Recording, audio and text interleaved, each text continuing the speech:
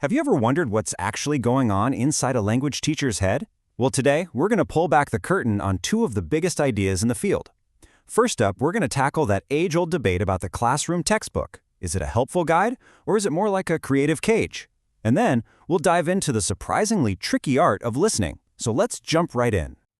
Okay, so here's our game plan. We're going to start by untangling what I'm calling the coursebook conundrum and figure out how to make it a powerful tool, not your master.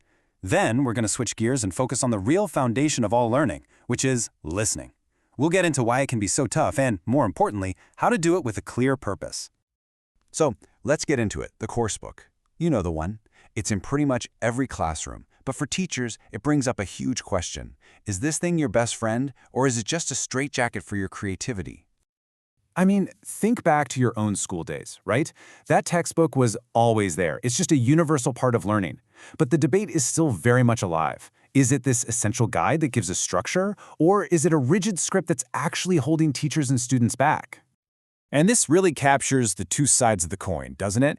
I mean, on one hand, coursebooks can be a total lifesaver. They give you a clear roadmap, especially for new teachers. They're a great revision tool for students, and, they're usually built on solid educational standards. But on the other hand, man, they can be a real drag. They can be inflexible, they might not fit what your specific students actually need, and in the worst-case scenario, they turn a really dynamic class into just reading from a script. And this quote, which comes from a student, just says it all. When a teacher is just glued to that book, the students can feel it. The class stops being this exciting exchange of ideas, and it just feels like someone's reading a report out loud. And that's exactly when this helpful tool becomes a barrier to actual learning. Okay, so if following the book word for word is a recipe for a snooze fest, but tossing it out completely feels, a little chaotic, what do? Well, it turns out the solution isn't about the book itself, but how you use it. Let's dig into that. This, right here, is the absolute key. The coursebook is not the boss. The teacher is. The goal is to start seeing it as a flexible resource, like a box of Lego bricks, not a finished model. You are the one in control. So how do you actually pull this off? Well, it breaks down into about 4 steps. First, always start with the end in mind. Ask yourself, what do I want my students to actually be able to do after this class? That's your North Star. Second, you've got to be selective. You don't have to do every single activity in the book. Cherry pick the ones that really get you to that lesson outcome. Third, fill in the gaps. This is the fun part. Bring in your own stuff, YouTube clips, articles, songs to make it all feel real and relevant. And finally, and this is a big one, actually use the teacher's book. Seriously, it is often a hidden gem packed with amazing ideas that so many people just ignore. So at the end of the day, it's all about adaptation. You're not throwing the book away, you're just transforming it into this flexible framework. You take what works, you ditch what doesn't, and you add your own creative spark. It's all about finding that just right balance that works for you, and, most importantly, for your students. All right, now that we've talked about the tools we use for teaching, let's pivot and get to the very heart of how we learn a language in the first place. This is a skill that comes before absolutely everything else. It's the foundation for the whole shebang. I mean, just think about it for a second. Before any of us could speak, or read, or write, we listened. As babies, we spend months just soaking up the sounds around us. This isn't just some nice thought. It's a fundamental truth about how humans work. Listening is square one. Now, in the language teaching world, listening, along with reading, is called a receptive skill. A simple way to think about it is this. Your brain is a factory, right? Well, receptive skills are the raw materials, the input that come into the factory.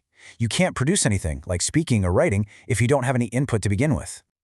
But here's the paradox. If listening is so natural for us in our first language, why is it one of the absolute biggest struggles when we're learning a new one? Let's break down some of the most common challenges.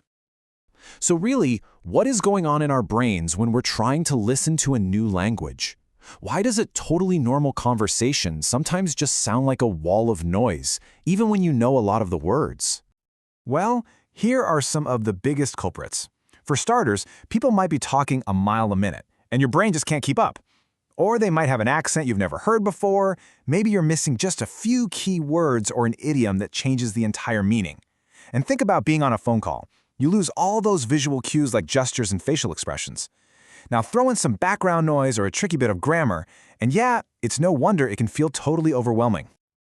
But here's the secret. We don't just have one listening mode. The reason why you're listening completely changes how you listen. And understanding this is the key to becoming a way more effective listener. And this table just lays it out perfectly. Look, when you hear a train announcement at the station, you're not trying to understand every single word, are you? No, you're listening for one specific thing, your gate number. But if you're in a lecture or getting instructions from your boss, you're listening for detail. You gotta catch everything. Then, if you're just chilling watching a TV show, you're probably just listening for the gist, the main plot. Different goals demand totally different listening strategies. It really all boils down to this simple but incredibly powerful idea. Your purpose completely dictates your approach. Are you listening for one tiny fact, for a deep, detailed understanding, or just for the general idea? The why always shapes the how. So, I'm going to leave you with this final thought. We've established that listening is the absolute foundation of learning. So if you can consciously learn to change why you're listening in any given moment, switching between listening for the gist, for detail, or for specific facts, just imagine how that superpower could change the way you learn not just languages, but pretty much everything else. Thanks for tuning in.